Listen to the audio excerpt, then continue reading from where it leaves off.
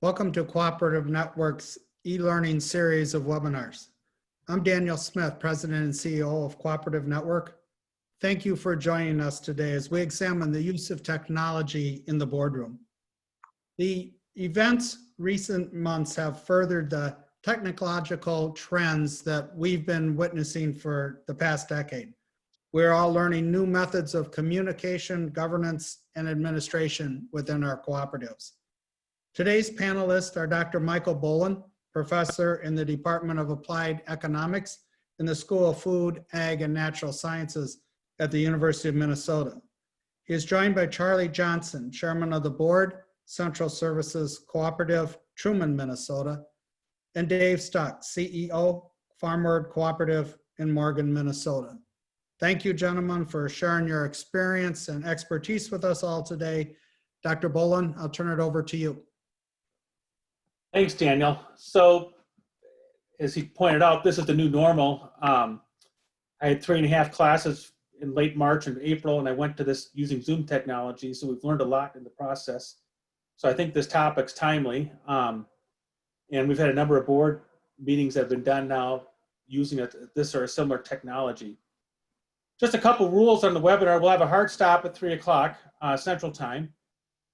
If you've got a question, if you go to the bottom there under the Q&A, if you would type in your question, and then also let me know who you are, just your first name and what organization you're with. And we'll try to get those questions worked in as we go through the process today. We're gonna give Charlie and Dave some questions to think about, and they'll respond. And then I'll weave in the questions from the Q&A as we go through that. So Charlie, why don't you give us a quick introduction of yourself, and then we'll turn to Dave and have do the same thing, and then we'll get started with our afternoon program. Sure. Thanks, Michael, and thanks everyone for joining us in these uncharted times as far as communication and technology within our cooperative system. And I farm in the Wells, Minnesota area, about halfway between Albert Lea and Mankato in southern Minnesota. Farm with my son and my brother, and we have a couple of sideline businesses. And actually, farm-wise, our crop looks pretty good here right now. And cooperatively speaking, I've been with Central Farm Service and a couple of preceding co-ops through mergers about 15, 16 years, and have served as board chairman for about half of that time. So I've had a great chance to work with many great leaders in leadership, and worked with Dr. Michael Boland many times. And as I told him before, he's kind of gotten to be my guru of the world of ag economics. So that's it's just a pleasure working with Michael and the Cooperative Network. Dan Smith and Mikhail do a great job. So I'll turn it over to Dave to give him your 2 cents worth, Dave. All right, thank you, Charlie and Michael. Appreciate being here as well. My name's Dave Stuk. I'm CEO of Farmward for since 2011. Actually, was Harvest Land, and then we merged with Co-op Country in 2.5 years ago. But been here in Morgan since 1995. Led the finance division, and then became CEO in 2011. Live in New Ulm. Been for the last 20 years, and just a pleasure to be here today. Well, good. Charlie, we're going to start with you. Your cooperative is very diverse. You go from Dakota County to south of Twin Cities all the way to the Iowa border, and as far west as you talked about there at Wells, Waterwan County, and so forth. So maybe talk about the before and after the stay-at-home orders coming in March. How were your board meetings done before, and then what have you been doing since the stay-at-home orders and some of the relaxation of that in the last few weeks? Yeah, great question, Michael. Before the COVID-19, we actually met typically in Mankato on our monthly meetings and with our leadership team, and we met in person and always had the technology available. But from the COVID-19 era and forward, actually, Merlin Kruger, CEO, came up with what we found to be Microsoft Teams, and through that, we were able to put everyone on video and audio. And as you said, with the extent of the geography of our people, it's actually worked out fairly well. As with our board members, some of our older board members struggle a little bit with the technology, with the link system. That once you got to the link and once we got everybody hooked, it's actually worked very well. And then trying to keep everyone engaged and trying to keep everyone encouraged to participate in the meeting is just a little bit different. But from that point on, I would say Microsoft Teams has worked exceptionally well for us in our co-op, Michael. How many meetings have you done, Charlie? So did you have a March board meeting in person, or how did that? We're in June now, so how many board meetings have you done? I believe we've done 3 on Microsoft Teams. Okay, all right. And I believe the key to that, Michael, is the CEO and leadership team giving everyone good communication ahead of the meeting so everyone is prepared and has a good idea to be prepared for the meeting with some of the information that's been presented to them. I think the communication between your CEO and leadership team to the board is extremely important when you talk about these kind of technologies. I should point out, just like we give antitrust statements at the start of any meeting of directors, I should point out we're not promoting any technologies here today. We're just making reference to the types of technologies.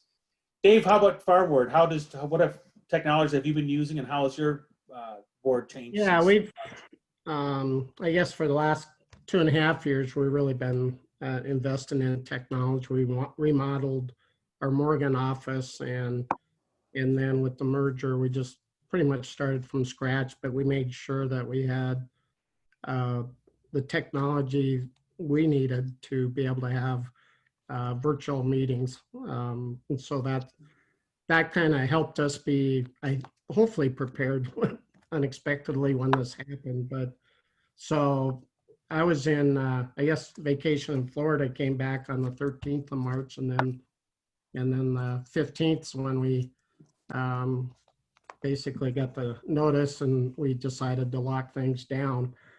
So we've been doing virtual meetings, everything since then, first with the senior leadership, and everybody that could work at home did.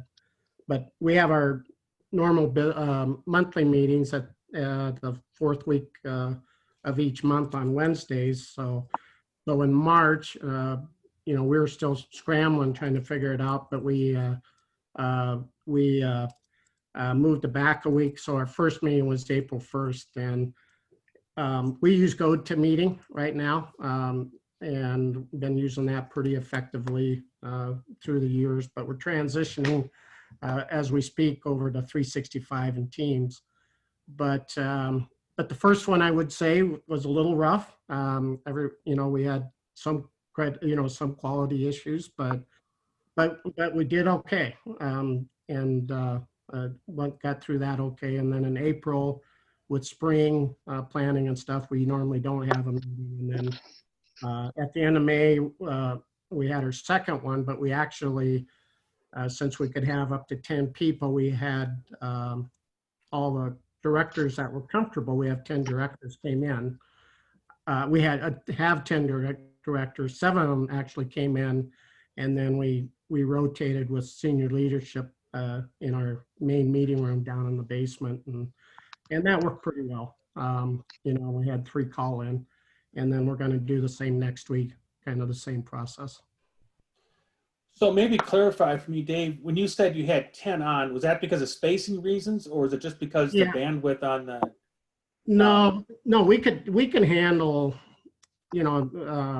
any numbers, but we have 10 directors we're on our board. So that's what we have. And then with the guidelines and stuff, you really couldn't have more than 10 people in a meeting in person. So that's kind of why we did that. So, and then we had 3 directors that called in virtually for the meeting, and it worked pretty well. But that's the way we've been holding pretty true to try to keep those numbers correct. as we walk through that. Charlie, you and Dave both talked about the first meeting being a little rough. So how did you make the second meeting go better? Did you send your IT people out? Did the board make sure, did the management make sure that all the board had high-speed internet access? How did you make things less rough for the second meeting? Were there just, how'd you make that happen? Charlie speaking here. I think the IT department, when we had the link, once the link became installed and everyone was able to just click on the link in order to bring up the video and the audio, that simplified it. I think just the simple fact that we'd already been through a meeting actually just through habit, I think people just got to be more comfortable with the virtual meeting. All right, Dave, how did you handle that, your first meeting to the next one? Well, we, Joanne Gumto, our assistant secretary, really helped a lot. Executive assistant really helped a lot with that. Her communication to the team. We sent out a weekly correspondence anyway to the board, keeping everyone up to speed. And then she made sure everyone got set up, gave the directions and stuff on that, so that could help. And did pretty good job the whole time. As if there was glitches and things, then they could text and things and help them through that. So like Charlie said, you get pretty comfortable pretty quick, and we had fun the first meeting. Just getting used to it. In fact, we had one director I looked up and he actually put a wig on, just that broke the ice a little bit. So that was kind of like, oh, no. So not trying to take too much too serious as we walk through that. So He didn't alter his video feature, so you didn't have to see what else he was wearing with that. Yeah, exactly. Exactly.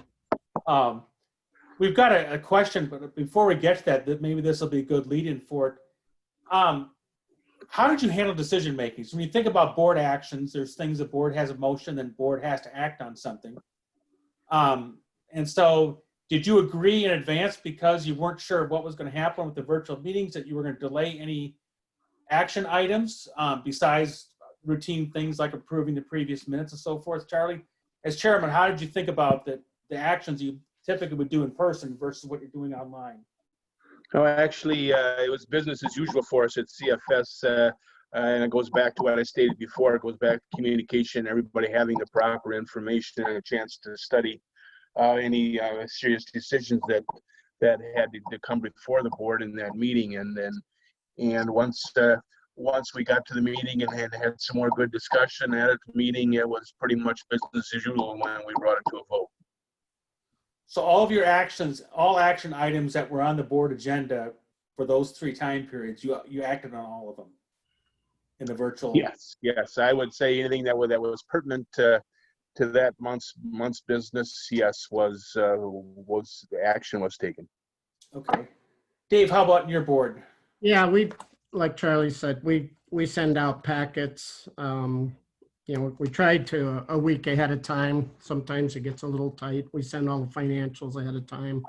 But if there's anything to decide on, we put that on the agenda. Calvin Aarons, our chairman, just does a good job of walking through everything. And I can't remember at the first meeting. I don't think we had anything real major to approve. It was more just walking through our new norm at the co-op and the communications and stuff, and giving everybody updates. The last one, we had a couple things that we approved, and Calvin does a great job of getting everybody's input, and then when it came time to vote, everybody voted, and like Charlie said, pretty much business as usual. I think we're all comfortable enough, and people were open enough to talk if they had concerns, and it was pretty fluid. We've got a question from Phil Kenkel in Oklahoma, and he's asking in the minutes. So did the minutes did you write in the minutes that you were in a virtual meeting, and then on the action of that indicated the vote was being done electronically, or how did you handle the minutes part of this on those action items and recording of the votes? That's As far as our minutes at CFS, it was just status quo as far as yeas and nays, and if it was a roll call vote, it was written as a roll call vote, but no, it was not written that it was on a virtual call, just that it was, if it was roll call, the names are stated. Okay. Yep. I would say that the names aren't stated, but the vote tally is stated. Okay. Ours would be similar. I don't think we designated whether it was virtual or not.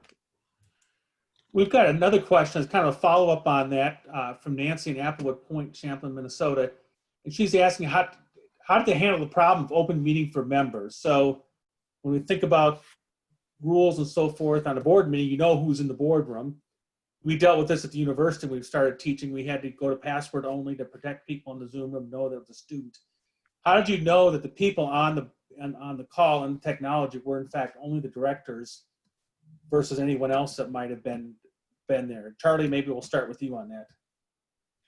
I believe we are password protected there to the best of my knowledge. Actually, that I can't say that to the point of law, but I believe we are protected through our password. Dave, how about you? Yeah, we have the password and everything. Did we specifically talk about making sure they're in a private room and no one else can hear? That's a great question. I think we've got policies and guidelines where everything's confidential. So there is an assumption that each director is accountable to make sure that's happening. I think that's this whole issue of, as it for me, I had a class of 100 students, and you're looking at everybody's different Zoom rooms and so forth, and you're trying to figure out. You soon figure out quick. Some people got dogs, some people got roommates, and so forth. And for my teaching, it's not a huge issue. But you think about your world where you have things that are confidential. Hopefully people are in a space where it is. So, yeah. And we continually talk about the confidential piece of it and making sure how that is. So we just encourage each other, reminding each other of that. We've got another a call from someone or a question here. So some consumer cooperatives, it may be that the board meeting is open to all members, not just the board itself. That's less common in the agricultural world, but we've got a consumer cooperative person asking about. So do you ever have members, non-board directors in your board meetings, or are they only members of the board in both of your board meetings? Well, we have a closed boardroom. Ours is only open to board members and leadership. That's all that's allowed in our boardroom, unless they're invited guests. Yeah, we're similar, unless it's through invitation. We'll have people attend through invitation and go that, but it's not open otherwise. So we've got a couple questions just in the Q&A from consumer cooperatives. I think that's so in the agricultural world, they tend to be only the directors. Every once in a while, a member, for example, in a board retreat, they might want to hear from what members are thinking, and so they might be invited in, but the minutes reflect that. In consumer cooperatives, it's more common, like a My Food cooperative, they would allow members to come to the board meeting. If there's a reason for the board to go in executive session, would do that, but it's in the consumer co-op world, in some type of consumer co-ops, you'd find members coming in that way. So if you have that culture in your organization, in your cooperative, for sure, you've got to make sure that you've only got members on those phone calls or in those Zoom rooms or wherever you're setting things up. Correct. So you don't have people who aren't members. It's much more difficult to monitor that in this virtual world.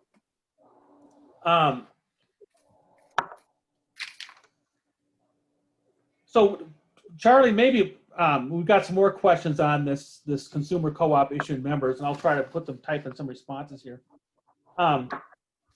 Charlie, what are the positive and negatives? So you think about the pros and cons. This may come back if we have, who knows what's going to happen next winter. Did your board like it, not like it?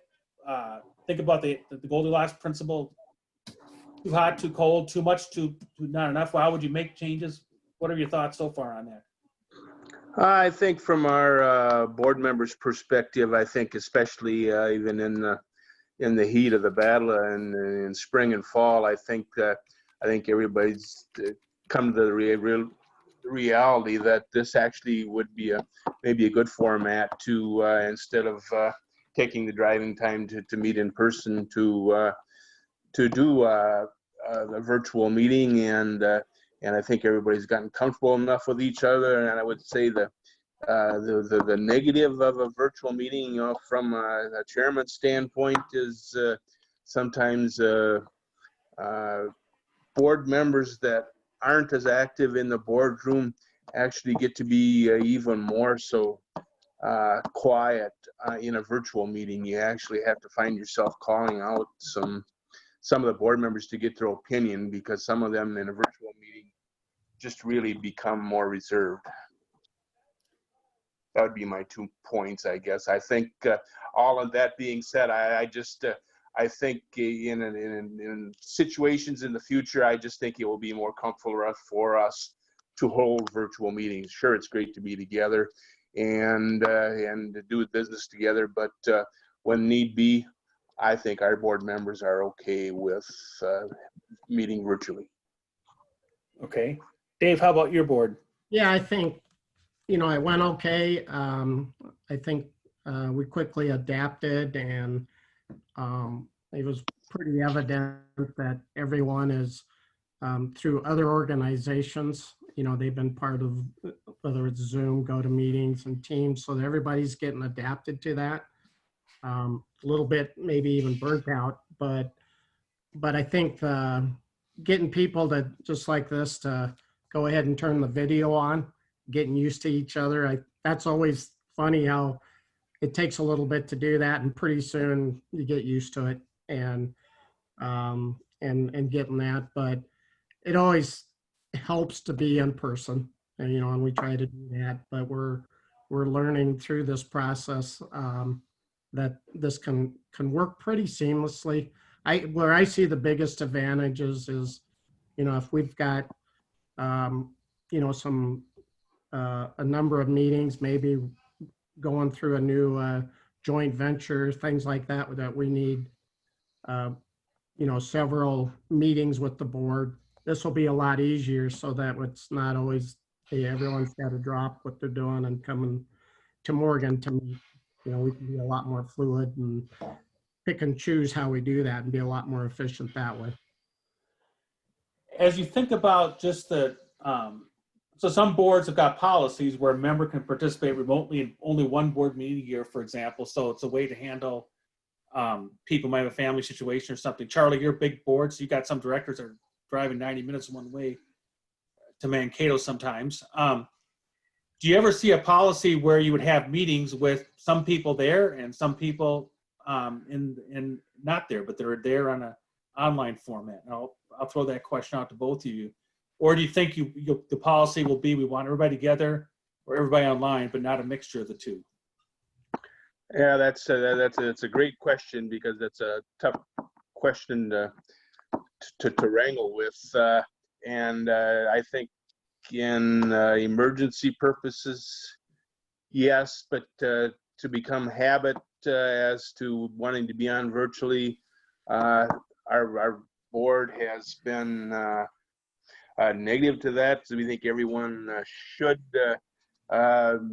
make an honest attempt to be at the board meeting in person, and with that being said, I think that in emergency purposes, I think that we can withdraw from that, and well, I think that in a nutshell, that's enough for me. Dave, you're on.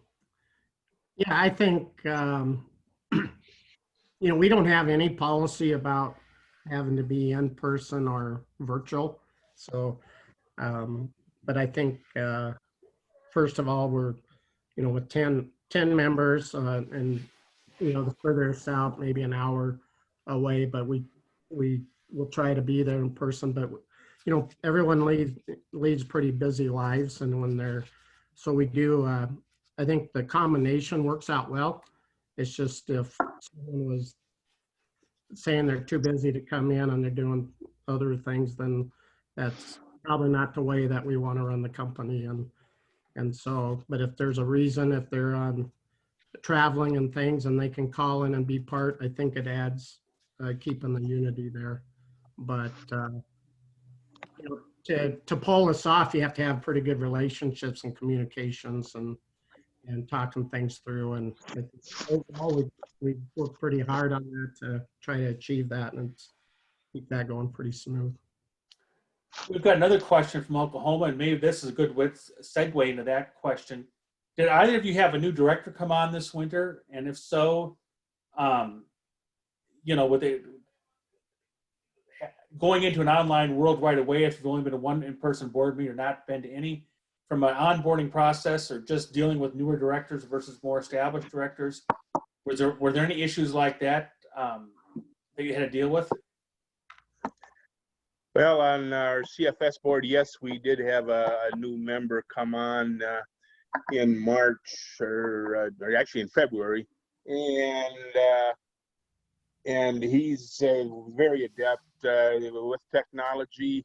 But the point is extremely valid that the onboarding process has definitely been delayed as far as getting him to understand the total financial picture and the presentation, because we really have not had a chance to get together with him and our CFO and our upper management to actually get him more comfortable with our financials.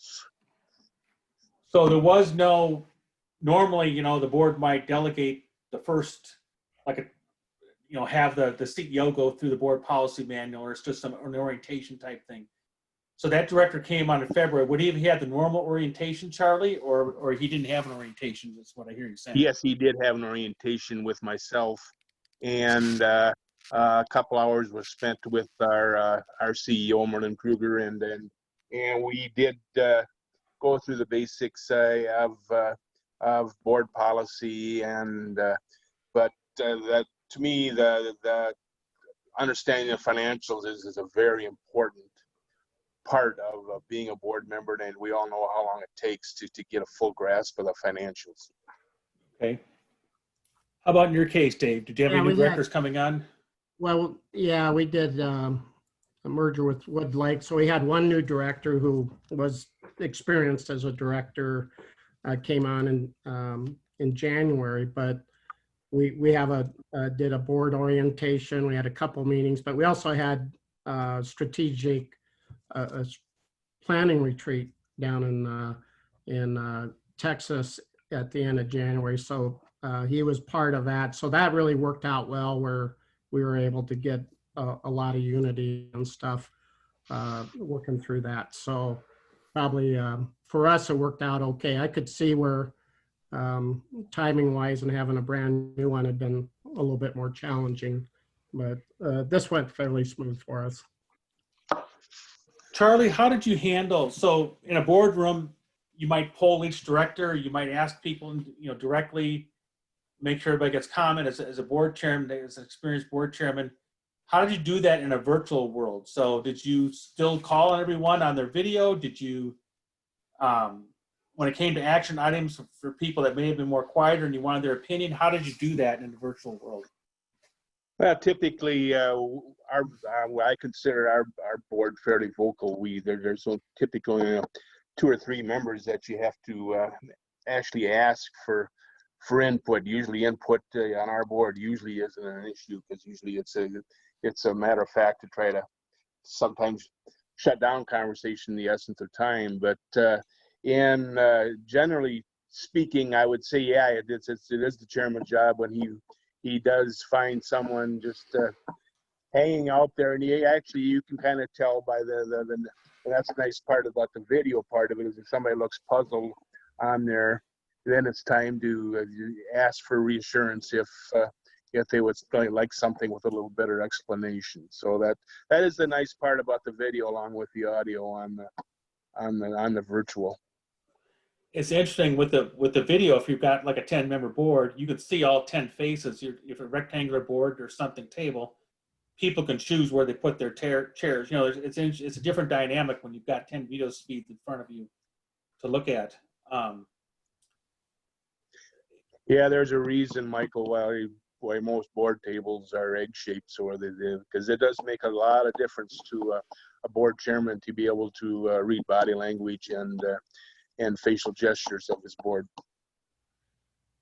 I've got a question for both of you. How did you handle etiquette issues? So was everybody muted and the board chairman unmuted them, or a member of management unmuted them? Did you know, some people move their heads when they speak, and so the video chops in and off. I've gone to using a headphone set.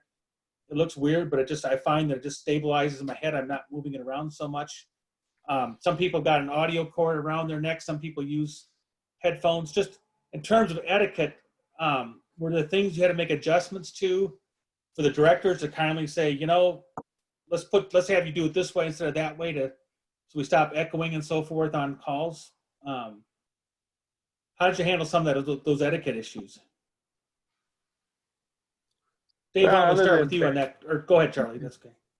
Well, other than background noise, I guess I haven't really, you know, we've had some dogs barking and a few wives walking across the screen in their house coats, but other than that, I don't really feel that it's really been an issue as far as etiquette at a virtual meeting. Dave, Yeah, how about you? Yeah, we, you know, Joanne did a good job of helping people, and if there was noises and stuff, we'd have them mute, and then eventually we, you know, just overall it's been pretty good, but you know, sometimes just connectivity is tough, and you work through that, but everybody seemed to be patient with each other, and if someone's making a lot of noise and isn't aware, then we'll say, hey, try to mute it. But we're small enough that we don't have, you know, we don't need to control it from someplace else. But overall, you know, it's worked pretty well. We've got a question from Kelly regarding the broadband issue or high-speed issue. So I had students whose families didn't have Wi-Fi, so they were having to go to town to maybe the co-op elevator, somebody had given them access. In terms of your board, in terms of the members of management, did everyone have access to broadband or Wi-Fi, or did people have to travel anywhere, or did they get it after we went to a virtual world? And I'll ask that question from both of you. Well, I know from our side, I think overall, pretty good access in our area. You know, we've got a good access here in Morgan and as you get out, but you can tell, especially with the employees that were staying home, you know, when heavy uses during certain times of day. I mean, that first month or so was really, really hard. I mean, you could tell when the system was overloaded and it was tough to do business. But it has seemed to get better as we've went, and things have kind of evened out. But overall, you know, if people had struggles, they had places to go, you know, but really, I don't know if we've heard too much of people struggling that couldn't get in. Charlie, how about you? I would agree with Dave. It really hasn't been an issue. We've had a couple of board members that lost internet coverage for just a few moments during a board meeting, but they were actually able to get right back in. So I would agree with Dave. In our area, typically not a problem. As you think about the future, if this is the the world we're moving into. Do either of you see a place in time where the co-op will pay for the Wi-Fi or the monthly for all the employees and board? Is that just an reimbursed work expense, or is it a work expense that the employer has to cover? Is there any thoughts or feelings about that? And Dave, maybe we'll start with you. Well, we've got a pretty with our finance company and insurance company and stuff. We already have a lot of employees that are spread out, you know, in a pretty large geographical area, and they do a lot of working from home anyway. So we'll reimburse people for that to make sure that they're productive, and we'll make sure that the systems they have, as best we can, they get the resources so they can do a good job. And we try to do that with the directors too. We haven't, as far as paying for the broadband or some of those, we haven't really done that yet, but we do make sure they have, their iPads and other things so that they can be productive as part of the board. Charlie, how about CFS among the employees and board? Have you had any discussions about what type of work expense this is, or is this just part of the job? Or as far as the board of directors, we feel it's just part of your per diem that you're paid for being a board member. And yes, the co-op does provide the iPad and any hard computer items that is supplied to you as a board member. But as far as paying for your broadband coverage, to this point, that is a no for our co-op. And I guess I cannot speak for the employees. okay. We've got a couple questions on the annual meeting question. Michael, maybe you can. I believe the next webinar is going to be on that topic, Michael. In the chat room, tell me if that's yes or no, and I can make an announcement, and I'll have Daniel do that. From what I understand, so we've got two questions on the co-ops. Did either of you have an annual meeting for March, and if so, did you have to postpone it? I'm not an attorney, so I'm not giving legal advice. What I've heard from people who have weighed in on this have said the governors. So the question becomes: is our incorporation statute, or if a co-op is a C corporation, does our corporation status become invalid if we don't have the annual meeting when we're supposed to? Because your charter, if you will, is renewed every year. And some people have said the governor's executive order superseded the actions of the corporate charter. As governor, he can do that, but we're going to hear about more of that on the next webinar. So, did Charlie or Dave, or did either of you have, or any of the organizations that you work with, have an annual meeting set up for March or April that was not held? And if you did, have they made decisions on what's going to happen there? I was trying to think back, some of the annual meetings with other organizations, they postpone them, and and they're still tracking whether to do that. We've had a couple organizations part of with the annual meetings. We did them virtual, but they were smaller organizations too, so we could do that. And so you did, on the small organization, you did have an annual meeting. Yep. It was in person, or was it done online? It was done online. Okay. Which worked out just fine. And how did you handle quorum requirements and so forth? Did people have to give you some verification or something, or how did you handle it? Like I said, it was a smaller to begin with, so it was easy to have. We knew we had a quorum. Okay. By the number, so, but haven't really had any larger type enterprises annual meetings. Okay. Charlie, how about you? Yeah, our annual meeting is in the first part of January, so we were able to hold our annual meeting as planned, and then going into the future, hopefully we've got this thing under control by January. Were your bylaws, go ahead, Dave. Yeah, we've been talking through, ours is in December, annual meeting, and we've been working through what we need to do for that. If we can do it by, have a virtual or do a mail-in, with voting, things like that. So I've been working through that piece of it. Are both of your bylaws set up so if you had to go to a virtual annual meeting, you could do that? Or do you think that you'd have to have changes to make that happen? And then going to a virtual boardroom meeting, were there any bylaw issues that you worried about or that you had to consult an attorney for, or you just went and did it and you'll look at your bylaws afterwards? That's a good question. I don't think our bylaws talk about virtual or not, and so we're looking at them right now to see how to handle that. Okay. Charlie, how about you? Yeah, that's that was a pretty quick decision, so we did not confer with our counsel on that, but I believe in scanning through our policy manual that it does not specify virtual or in person having to be in characterization. I just don't remember seeing that in there. So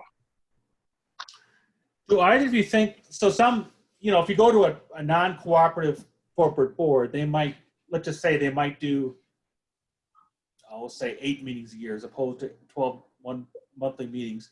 Some of those might be done in airport hotels, some might be done online. So they're, employees who serve on a board, if you're a member of a Fortune 500 company or something, you're much more adept at using technology for meetings and so forth. In agricultural communities, we've always done things with, if you will, 12 monthly board meetings. Have you learned anything from this? Some co-ops have said, we see a day when we might have 6 or 7 in-person meetings and 2 or 3 online type meetings. Do you think this might lend itself to behavioral issues on your meetings in the future? Or do you think this is a one-time deal and we'll just go back to doing things the way we did? Charlie, maybe I'll start with you and then we'll go to Dave. sure, Michael. And as I said before, I just feel that especially in your October meeting in the fall and your May meeting, and where everybody's pressed for time and you still have business to conduct. At that time, it may be an imperative to work with your board of directors and then do a virtual meeting. But to make this to the hither and yon, just to pick 2 or 3 or 4 months, I don't think that will happen. That we will be in a virtual meeting. It means a lot, and this our cooperatives are worthy of some time spent by our board of directors, especially in comradeship in the boardroom and trying to build a rapport between the board of directors and the leadership staff, and trying to build a trust. And sometimes, it's been 3 months since we've been together, so we just need to have a reunion and talk about old times again. Okay. Yeah, I would say we're similar that way. If we can, we're going to meet in person. We have pretty much 10 meetings, monthly meetings anyway a year, and we'll keep that.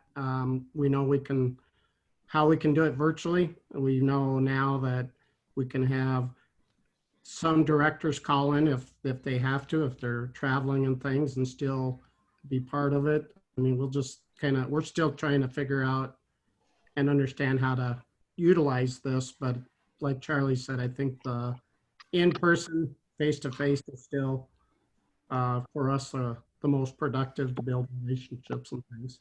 But we're prepared whatever direction goes. Do you think this will be a handicap as you think about nominating committees? Do you think looking for new directors, some directors are comfortable with technologies, as you point out, some want to have their video off and some don't mind putting it on. Do you think that technology could become a limitation or something desirable, something you're comfortable with technology, a limitation, or something desirable in new directors as you think about going forward? And do you lose something if someone's not adept with technology? Do you think that's a loss or a weakness in Charlie, maybe I'll start with you on that one. Well, that's a great question, and I feel that if we the more virtual and the more technology we use in the boardroom, the more the young patrons in our co-op that we could attract to be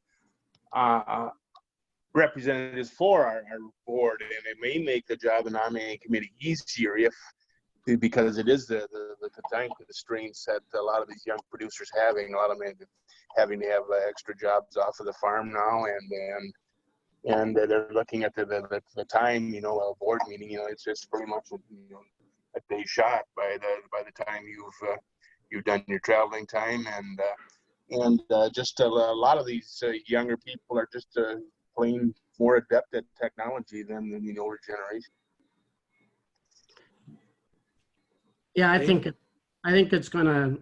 it helps. And what I really appreciate right now is the technology and the way it's coming together. It's just like Microsoft, the Teams and other platforms like that, they're all integrated. They work together now, and it doesn't really matter what age you are or what your experience. It's just getting easier and easier, and so that's kind of fun in some ways to do that. So I think it's actually going to help rather than detract as we go through. It's just not relying on this as the only way to do it. Do both of you use iPads in your boardrooms? Yes, our board everyone has an iPad. Not that it's always used in the boardroom. I myself, as the board chairman, I work off of our agenda sheet, so I do not use my iPad in the boardroom because I rely heavily on watching board members. But yes, a lot of our board members follow our financials and are cognizant of what the entire agenda through their iPad.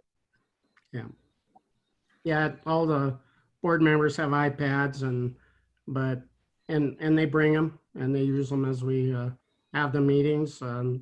But we also do the projector and all that, so they got a choice which way they want to do that. Some bring paper. They still couple like paper too, but we always leave it in the boardroom when we do that. One of the privacy issues we deal with at Zoom, that was the choice that the University of Minnesota chose. So I can grab a script of every lecture I do, so at the very end, you can download an MP4 file. So previously, board meetings weren't taped, right? We don't have people speak, the minutes reflect discussion and so forth. On your teams, Dave, is it automatically kicking? I'm not familiar with that technology. Is that automatically kicking out a script or an MP4 file or a WAV file at the end of your board meetings? And if it is, do you delete that? Do you keep it? What do you do with that file? Well, we've used GoToMeeting, and okay, we haven't recorded those. We still have somebody taking minutes and all that. So I don't know what you guys do with the team side of it, but I don't believe ours is recorded. So, and we're the same as yourself, Dave, and we're relying on our secretary to keep the minutes up to date. I would just, and if somebody else on the call, they can maybe put something in the Q&A. Those programs, it seems to me, almost automatically will give, you may not know it, but somewhere in the cloud, sure, there's a file being kept of that hour long or something, just like there will be of this one. I delete all my stuff. I just don't keep that stuff, and I unclick the cloud thing. So if there is the script will go to my hard drive, and then I just delete it because I don't see no value in keeping that stuff. But in this day and age, almost all these programs default to some type of cloud system, and so there is a file being kept. You may or may not know that. You may or may not want that file, but I don't know. We're learning all this privacy stuff. This is one thing where previously, if I'm a school district or something, we're on, you're being televised, or a county commissioner meeting. If you're a public organization, but private organizations like cooperatives, we've never taped board meetings. We never had those things to think about. And And my suspicion is all these technologies automatically generate that stuff, some in the cloud, some not. And I think all those things, we just have to talk to our IT people and make sure the boxes are checked or unchecked on those things. Yeah, everything, I mean, anything we do, we try to do within our intranet and our system, so they're kept within that. You know, that's where we work off of with our IT department. Okay. Frayne Olson up in North Dakota says that the MS Teams allows for recording of the session, but it must be turned on, so it's not a default in the Yeah. program. So that's good to know. Thanks, Frayne, for jumping in on that. Interesting. And someone here, Terry points out, they just did a virtual annual meeting and they recorded by Zoom. And so that they must have made that available then to everybody who couldn't have been at the annual meeting, which is interesting in itself. I've never thought about that. I could see, you know, customer meetings and so forth where people would do those things and make them available. I've not thought of an annual meeting of making that available. So that's actually an interesting thing to think about. And because that technology is there. Yeah, we've had several employee full staff meetings, and then we record them. And then those that couldn't make it, they'll come in and be able to watch that. That's what Terry has pointed out. She said they had a couple of delegates who could not attend, and so they sent them a copy of the recording to. So that's a great idea. That's a nice, nice service we'll provide. We're at 2:50. These are great questions, and we've got 4 minutes here for any other questions anyone would like to ask. I've sort of gotten through my script sheet here. Charlie or Dave, or any concluding comments you'd like to make about this whole discussion? And we had 51 people at one point on the call, so that shows the interest of this topic. Is there anything you'd like to wrap up with or contribute? I think, Dr. Boland, you made good points, and Charlie as well, is that this is a learning process. And when we all got jumped into this, you know, moving ahead on this, and we're all learning how to navigate the new world, but hopefully we learn from it and use it to our, you know, to gain efficiencies and stuff. And you know, I think that even though challenging, we've learned a lot from it, and we've been fortunate. We've been able to move forward without, I think, missing a beat, and we've been very privileged with that. And it's because of technologies that we have that's really helped. Okay. Charlie, any comments? I would echo Dave's comments. Is you know, I think adaptation, you know, when this first started, you know, we were wondering how this was going to work, and after the first meeting, you know, we got kind of settled in, and we learned to adapt. And but I think seriously the key to making the technology work is communication between your CEO and your leadership team and your board of directors. I think that's the key to making any of these technologies work is a communication and being able to do your homework before you get to the meeting, and being ready to adapt to that technology, I think, is one of the keys. Maybe my concluding comment, you know, I'm not a futurist, but I like to read people who think about the future and think about things. And one of the arguments they're making is the last 2 or 3 months, we've pushed a whole generation, regardless of age of people, get to use the technology. So if you didn't have Wi-Fi before, you've got it at home. If you didn't have a home office before, you've got it now. You talk to people at Best Buy, the things they sold in late March, all the things they sold to create home offices, people have got those things. They've used it now for 2 months. And so from employee productive, we discover what works and not. Obviously, I had students in my MBA class that both were working, both were told to work from home. And then, by the way, they all said, oh, by the way, homeschool your kids too. So it wasn't all, there was a lot of stress put on people, and still some of that stress still exists there. But I think we've put a whole bunch of people from a leapfrog and a technology thing, and we don't want to lose that momentum. And so I would challenge board to think about, don't go back and not do things, find ways to keep integrating technology. Because we've had enough experience with it now, and sometimes that's what it takes is a big, strong boot to push on that. So that's my thought. Just some of the futurists thinking about where we're going and, online voting this fall, a number of things that just people have thought are, online grocery shopping, things that people didn't do before, they're now thinking about it, whether it be faith-based things, with church masses and services from home. So with that, Daniel, I'm going to turn it over to you to talk about that, and then talk about the next speakers you've got coming on this webinar. Of course. Thank you, Dr. Boland. Thank you, Dave and Charlie, for that wonderful conversation. I know that it is very timely and of great interest to our members.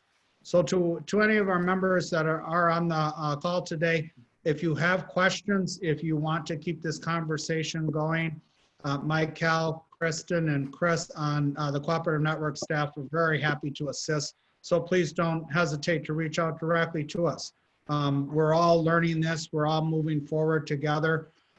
We live in interesting times. So let's make sure that we all work on it cooperatively. Please mark July 7th at 3 p.m. on your calendars for our next webinar, which will be annual meetings in a pandemic. That's a topic that we wouldn't have thought we would have chosen 6 months ago, but it's something that we need to talk about. And we'll be joined by attorneys from Dorsey and Whitney Law Firm in Minneapolis to lead you through that. So again, my thanks to our panelists. It's wonderful to be with you today virtually. It's wonderful to have all of our attendees with us as well. Please, everyone, stay safe, stay well, and we'll look forward to seeing you on July 7th. All right. Thank you. Thank you.